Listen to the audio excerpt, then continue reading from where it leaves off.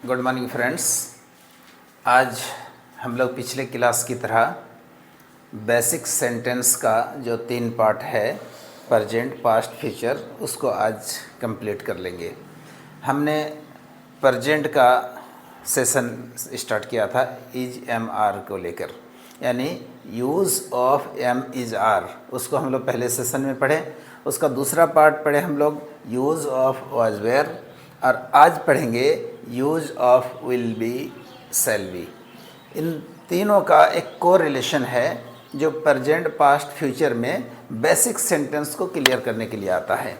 Basic sentence मतलब हमने पहले क्लास में आपको बताया था कि सेंटेंस ग्रामर के हिसाब से अगर आप पढ़ेंगे तो 5 प्रकार के हैं, लेकिन मेरे हिसाब से ताकि बच्चों को समझने में आसानी हो उसके लिए हमने 2 तरह बताया था।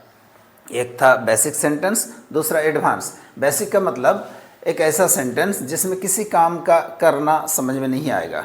मिसाल के तौर पे आप वहाँ हो, मैं यहाँ हूँ, मैं नजमुल हूँ, आप अबू बकर हैं, आप खालिद हैं, आप मोहन हैं, आप सोहन हैं। इसमें कोई काम करने की ज़रूरत नहीं पड़ती है। आप घर पर हैं, मैं यहाँ हूँ, वे लोग दिल्ली में हैं, वे लोग खिलाड़ी हैं, आप टीचर हो, वह स्टूडेंट हैं। इसमें कोई काम करने की ज़रूरत नहीं पड़ती है।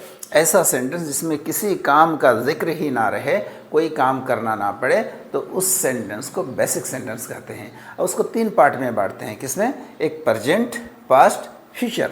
तो प्रेजेंट और पास्ट हम लोग पढ़ चुके हैं। एम इज़ आर प्रेजेंट में इस्तेमाल होता है बेसिक सेंटेंस में, और पास्ट में वाज वेयर का इस्तेमाल होता है, और फ्यूचर में विल बी और शैल बी का इस्तेमाल होगा। इसलिए आज हम लोग विल बी और शैल बी का यूज़ समझेंगे। तो आइए मैं आपको बताता चलूँ। Use of will B and shall be, ये हम लोग आज पढ़ेंगे। विल बी और शैल बी। प्रेजेंट और पास्ट में क्या होता था कि सब्जेक्ट सिंगुलर और प्लूरल हुआ करता था, जिस वजह से कौन वर्ब किस सब्जेक्ट के साथ इस्तेमाल होगा, कौन वर्ब किस सब्जेक्ट, मैंने कौन सब्जेक्ट किस वर्ब के साथ इस्तेमाल होगा, ये हमारा प्रेजेंट और पास्ट में होता था। लेकिन फ्यूचर में ऐसा कोई झमेला नहीं है। फ्यूचर में सारे सब्जेक्ट के साथ आप दोनों में से किसी को भी इस्तेमाल कर सकते हैं, चाहे सब्जेक्ट सिंगुलर हो या प्लूरल हो। हर एक के साथ आप विल बी का इस्तेमाल कर सकते हैं या तो शैल बी का भी इस्तेमाल कर सकते हैं। अगर आप ग्रामर का स्टडी करेंगे तो पहले ज़माने में नॉर्मली किसी काम को बताने के लिए आई और वी के साथ शैल का प्रयोग होता था और बाकी सारे सब्जेक्ट के साथ विल का प्रयोग होता था। लेकिन वहीं अगर किसी काम पर जोर दे के बताना होता था तो इसको उलट देते थे, यानी आई और वी के साथ विल का प्रयोग करते थे, बाकी सब के साथ शैल का प्रयोग करते थे। लेकिन आज मॉडर्न ज़माने में ऐसा कुछ भी नहीं है। आप हर एक के साथ चाहें तो शैल बी का प्रयोग करें या तो विल बी का प्रयोग करें। लेकिन टॉकिंग के दुनिया में, स्पीकिंग के दुनिया में विल का ज़्यादा इस्तेमाल होता है। इसलिए आप झाड़ के सभी सब्जेक्ट के साथ विल का अगर प्रयोग करते हैं तो कोई दिक्कत नहीं है। इसलिए आप आइए, फिर भी हम लोग ग्रामर के हिसाब से थोड़ा बहुत समझेंगे और उसको हम लोग इस्तेमाल करेंगे। तो चलिए सबसे पहले हम लोग स्टार्ट करते हैं एक स्ट्रक्चर के साथ। स्ट्रक्चर है सब्जेक्ट प्लस विल बी या शैल बी प्लस ऑब्जेक्ट। अब ऑब्जेक्ट में क्या क्या इस्तेमाल होगा हम लोग पिछले क्लास में देख लिए हैं। इसलिए आप आइए, हम आपको थोड़ा सा इस स्ट्रक्चर के बारे में बताने से पहले थोड़ा सा क्लियर कर दें कि ये am is are was were के साथ इसका क्या रिलेशन है। तो जैसा कि हमने पिछले दोनों क्लास में बताया था कि बेस फॉर्म है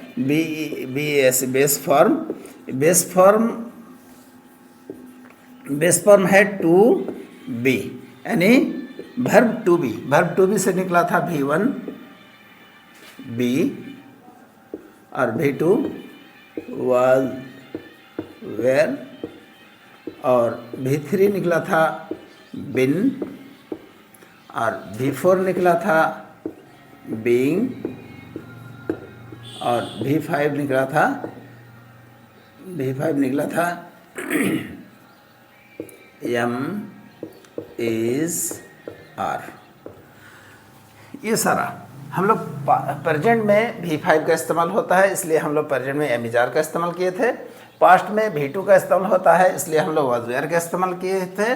अब फ्यूचर में कौन सा इस्तेमाल करेंगे? तो फ्यूचर में फ्यूचर का पहचान है विल और शैल। विल और शैल असल में मॉडल वर्ब हैं और मॉडल वर्ब के बाद हमेशा V1 प्रयोग होता है। हम नेक्स्ट सेशन में इसका डिस्कशन करेंगे डीपली, लेकिन आप इतनी बात ज़रूर याद रखें कि हर मॉडल वर्ब के बाद V1 ही प्रयोग होगा हमेशा, हर जगह, हर सब्जेक्ट के साथ। इसलिए आप कंफ्यूज में नहीं रहें कि यहाँ पर विल के बाद बी क्या है, तो यहाँ विल के बाद V1 है, ये वाला V1। तो अब जब भी हम लोग फ्यूचर में कोई सेंटेंस बनाएंगे तो उसमें विल या शैल के बाद जब भी कोई वर्ब देंगे वो वर्ब 1 ही रहेगा। जैसे आई will be a doctor, I will be a doctor, मैं डॉक्टर बनूंगा। अब यहाँ पर बनने के अलावा जो भी वर्ब देंगे वो यहाँ सेट कर देंगे। I will go to Patna, I will go to Patna. तो यहाँ पर आई विल गो हुआ, यहाँ अगर आई की जगह ही शी कर देते हैं तो she will go to Patna, she will be a doctor. तो यहाँ पर सब्जेक्ट कुछ भी रहे, चूँकि मॉडल वर्ब आ गया, मॉडल वर्ब के बाद जो भी वर्ब आएगा वो हमेशा V1 ही होगा। इसलिए आप इसको थोड़ा सा दिमाग में सेट कर लें। अब आइए हम लोग आगे बढ़ते हैं। Subject I, we, you, they, he, she, it, Rani, किसी का नाम ले लिए, रानी ये नेम है, किसी का भी नाम ले सकते हैं। उसी तरह दो आदमी को जोड़ के भी बोल सकते हैं, मोनू एंड सोनू। आप this, that, this, those, whatever subject आप कुछ भी इस्तेमाल कर सकते हैं। ये सारे के साथ इस्तेमाल होगा विल बी या तो शैल बी। ये आपका वर्ब हो गया। इसके बाद हम लोग ये सारा का सारा सब्जेक्ट हो गया। ये विल बी और शैल बी वर्ब हो गया। आपको जैसे कि इससे पहले बताया विल और शैल मॉडल वर्ब है और मॉडल वर्ब हमेशा अपने बाद V1 मांगता है, इसलिए बी दिए वर्ब टू बी में से। अब इसके बाद हम लोग इस्तेमाल करेंगे ऑब्जेक्ट। तो ऑब्जेक्ट में जैसा कि हम लोग इससे पहले सेशन में पढ़े थे कि नाउन इस्तेमाल कर सकते हैं या प्रोनाउन, नाउन या तो प्रोनाउन। मिसाल के तौर पे यहाँ दे दिए we will be a I will be a doctor, I will be a doctor, मैं डॉक्टर बनूंगा। इसी को अगर प्रेजेंट में इस्तेमाल करें तो I am a doctor, I am a doctor, मैं डॉक्टर हूँ, मैं डॉक्टर था, आई वॉज अ डॉक्टर। इसी को फ्यूचर में इस्तेमाल करें, आई विल बी अ डॉक्टर। तो सेम फॉर्मेट रहेगा, सिर्फ आपको प्रेजेंट के लिए एम इज आर, पास्ट के लिए वाज वेयर और फ्यूचर के लिए विल बी शैल बी का प्रयोग करेंगे। सेंटेंस का सारा स्ट्रक्चर सेम रहेगा। तो इसीलिए I will be a doctor, I will be a master, I will be a player, I will be there, I will be at home, I will be in London, जो भी आप इस्तेमाल करेंगे यहाँ कर सकते हैं। तो ये नाउन फॉर्म हो गया। और प्रोनाउन भी कर सकते हैं, I will be there, I will be there, मैं वहाँ हूँगा। इसी तरह आप यहाँ पर एडजेक्टिव का इस्तेमाल कर सकते हैं। एडजेक्टिव मिसाल के तौर पे मैं इंटेलिजेंट बनूंगा, आई विल बी इंटेलिजेंट,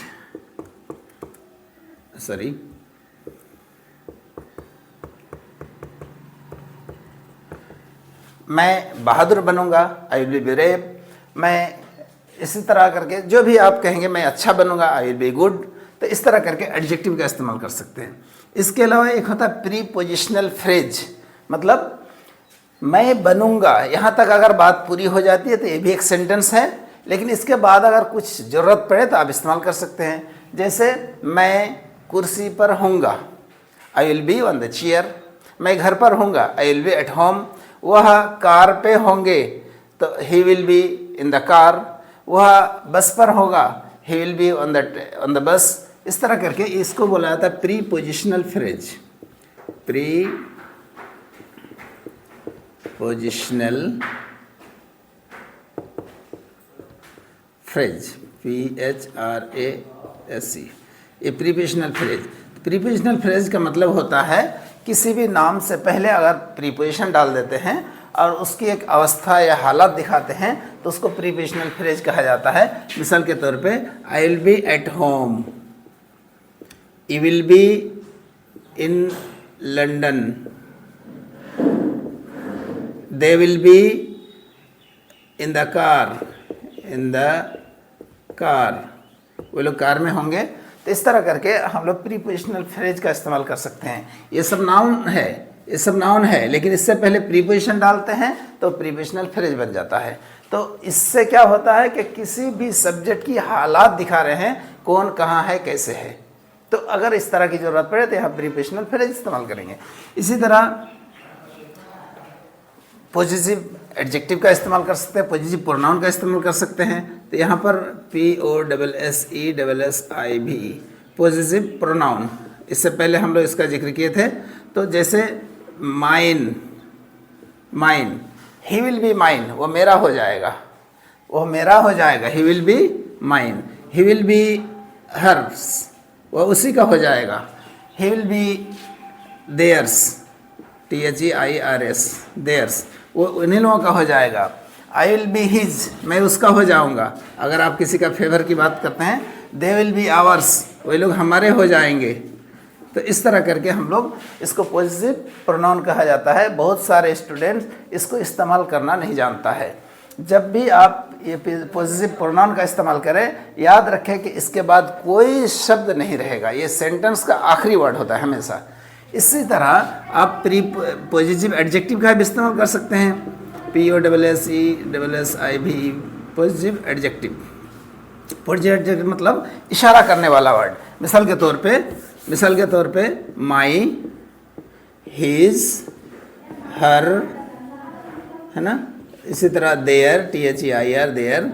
इसी तरह आवर, इस तरह करके हम लोग इस्तेमाल कर सकते हैं। तो इसके बाद हमेशा नाउन होना चाहिए।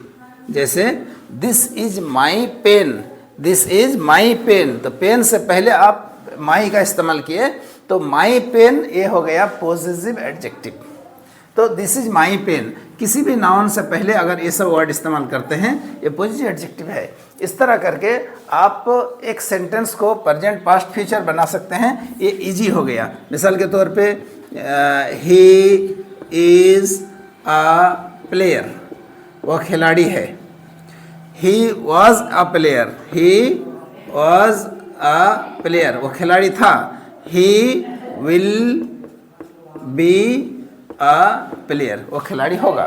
तो कुछ भी बदलना नहीं है, सिर्फ आपको ज़माना को पहचानने के लिए हेल्पिंग वर्ब की ज़रूरत पड़ती है। ये हेल्पिंग वर्ब चेंज कर दीजिए, पूरा का पूरा सेंटेंस ज़माना चेंज कर दिया। इसीलिए हम लोग हेल्पिंग वर्ब का नेक्स्ट सेशन में डीपली बताएंगे। अगर आप उसको देखेंगे तो आपको पिक्चर क्लियर हो जाएगा। अभी आप इतना समझिए कि बेसिक सेंटेंस को प्रेजेंट में और पास्ट में और फ्यूचर में कैसे इस्तेमाल होता है। तो इससे पहले 2 सेशन था, ये लास्ट सेशन है। आप उसको समझिए, ये प्रेजेंट का है, ये प्रेजेंट है, एम का इस्तेमाल होता है उसमें, और ये पास्ट है जिसमें वाज वेयर का इस्तेमाल हुआ, और ये फ्यूचर है जिसमें आपका विल बी और शैल बी का इस्तेमाल हुआ। तो मेरे ख्याल से आप अगर इसको ध्यान से देखेंगे तो आपको क्लियर हो जाएगा। अब हम आपसे यही कहेंगे कि आप तीनों सेशन को एक जगह, तीनों सेशन का एग्जाम्पल को अपनी कॉपी में नोट करें, ताकि आपको जब भी आप कॉपी देखें तो क्लियर हो जाए कि प्रेजेंट में यही कैसा है, पास्ट में ऐसा कैसा हुआ और फ्यूचर में कैसा होता है। तो ओवरऑल सारा का सारा सेम है, सिर्फ फ़र्क इतना है कि आपको प्रेजेंट में एम इस्तेमाल करना है, पास्ट में वाज वेयर और फ्यूचर में विल बी शैल बी। उम्मीद करता हूं कि आपको समझ में आ गया होगा। अगर आप अच्छी तरह समझ पाते हैं तो आप इसे अपने दोस्तों तक शेयर करने की कोशिश करेंगे। Thank you. है जिंदा।